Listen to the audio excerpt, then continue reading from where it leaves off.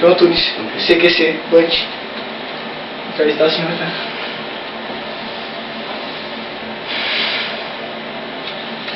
Primeira vez? Praticamente. Fique calmo, não precisa. Não tenha vergonha de ler, pode ler. Obrigado.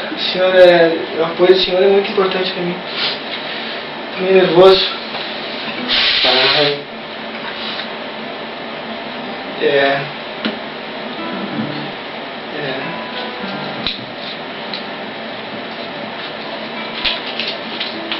Ô, Garrancho.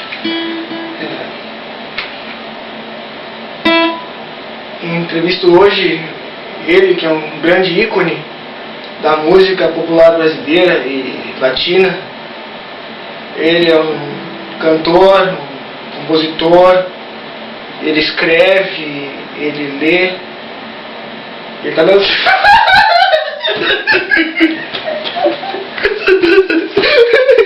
Que não sabe.